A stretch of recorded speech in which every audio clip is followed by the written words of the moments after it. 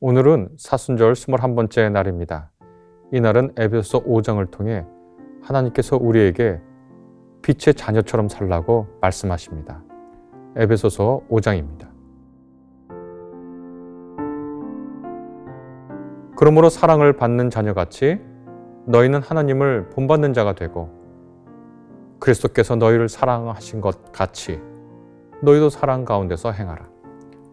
그는 우리를 위하여 자신을 버리사 향기로운 제물과 희생제물로 하나님께 드리셨느니라. 음행과 온갖 더러운 것과 탐욕은 너희 중에서 그 이름조차도 부르지 말라.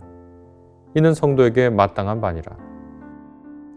누추함과 어리석은 말이나 희롱의 말이 마땅치 아니하니 오히려 감사하는 말을 하라. 너희도 정녕 이것을 알거니와 음행하는 자나 더러운 자나 탐하는 자, 곧 우상 숭배자는 다 그리스도와 하나님의 나라에서 기업을 얻지 못하리니 누구든지 헛된 말로 너희를 속이지 못하게 하라. 이로 말미암아 하나님의 진노가 불순종의 아들들에게 임하나니 그러므로 그들과 함께 하는 자가 되지 말라. 너희가 전에는 어둠이더니 이제는 주 안에서 빛이라. 빛의 자녀들처럼 행하라. 빛의 열매는 모든 착함과 의로움과 진실함에 있느니라. 오늘 본문에 크게 두 주제가 있지요.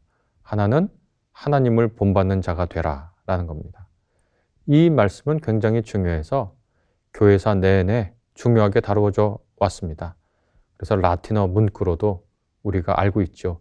imitatio Dei라는 겁니다. 하나님을 본받아라. 그것이 첫 번째 주제고요. 그 바로 다음 구절에 두 번째 주제가 나옵니다. 그것은 그리스도께서 사랑하신 것 같이 너희도 사랑하라 라는 것이고요. 이것은 다른 말로 해서 그리스도를 본받으라는 말씀이죠. 이건 역시 기독교 역사에서 매우 중요한 문구로 라틴어로 알려져 있습니다. imitatio Christi입니다.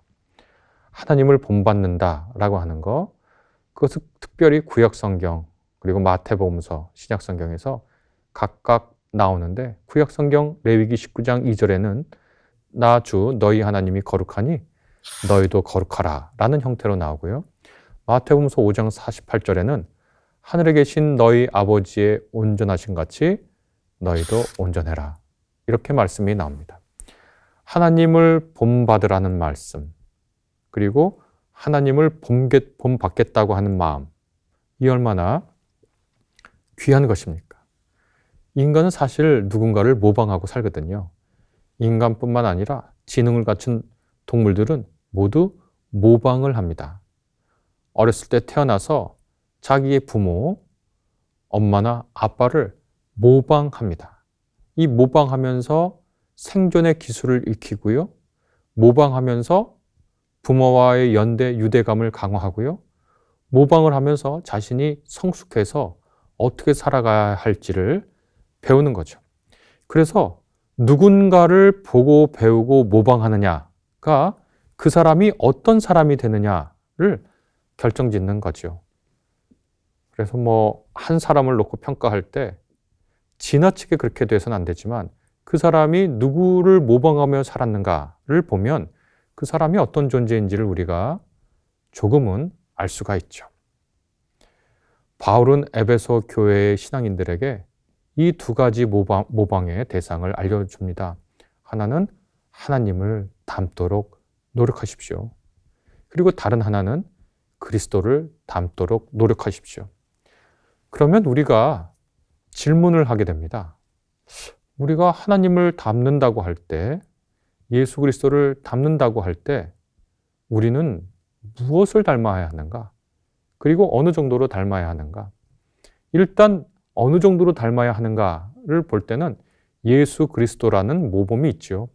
예수 그리스도께서는 하나님 아버지를 닮으신 분이고 그대로 하시기를 원하셨던 분입니다. 하나님의 닮은 꼴이죠.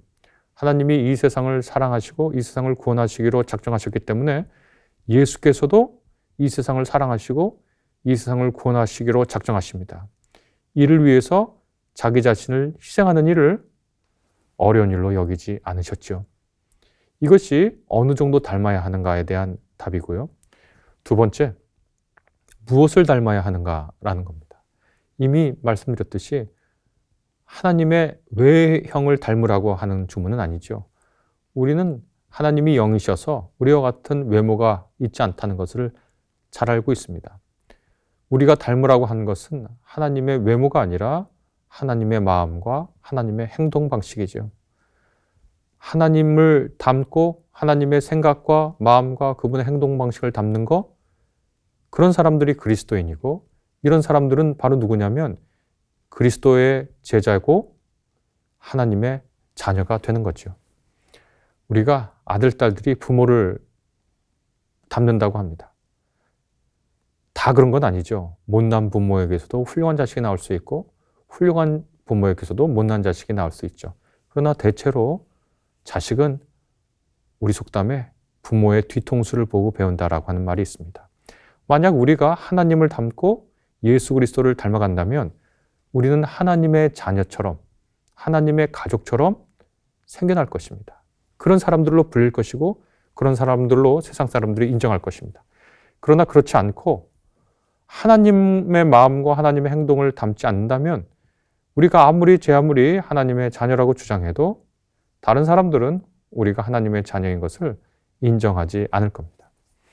2절 하반절부터 사랑하며 산다는 것의 구체적인 기준도 나와 있습니다. 예수께서 자신을 버리고 제물과 희생제물로 하나님 앞에 향기로운 제물이 됐다라고 하는 이 말씀이 곧 우리가 어떻게 하나님을 닮아가야 하는지를 알려준다고 얘기할 수 있습니다. 죄와 악의 세력에 쉽게 지배당하고 의와 진리를 향해 나가기 우리 스스로는 굉장히 어렵죠. 그때 예수 그리스도가 하신 그 행동과 그 생각을 고스란히 닮으려고 하는 그 노력에 성령님께서 우리에게 함께 하십니다. 사랑하며 산다는 것은 누추함이나 어리석은 말이나 희롱의 말을 거두고 감사한다는 말을 입에 달고 사는 삶일 수 있습니다. 감사한다는 것은 내가 한 것 이상을 받았다고 하는 각성에서 나오는 거죠. 나는 요만큼 했는데 이만큼을 누리고 산다면 나는 감사할 수밖에 없습니다. 반대로 나는 이만큼을 했는데 요만큼만 내게 돌아온다고 생각하면 불평과 불만이 가득할 수 있죠. 그리스도인들은 내 존재가 다른 존재에게 빚지고 있다는 것을 철저히 각성한 사람들입니다. 특별히 하나님과 그리스도의 사랑에 빚지고 있다고 각성한 사람들입니다. 그래서 감사가 그의 존재 방식이죠. 그리스도의 사랑은 또 늘 진리와 함께한다는 것 역시 우리가 잊지 말아야 합니다. 사랑과 자기 희생의 거룩함, 이것이 우리를 온갖 유혹과 음행과 타락이 주는 감각적 쾌락에서 우리를 구원합니다.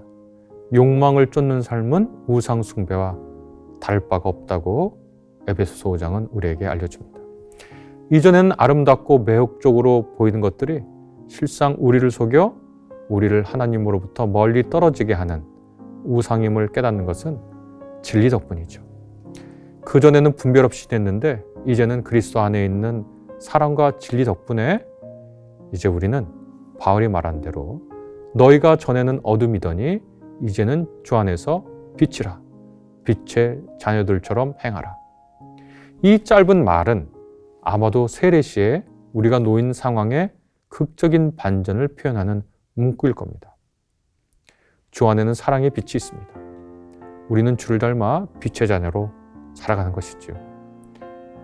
우리 평생에 하나님을 닮고 그리스도를 닮고 그분의 사랑을 닮고 그래서 감사할 수 있었으면 얼마나 좋을까요?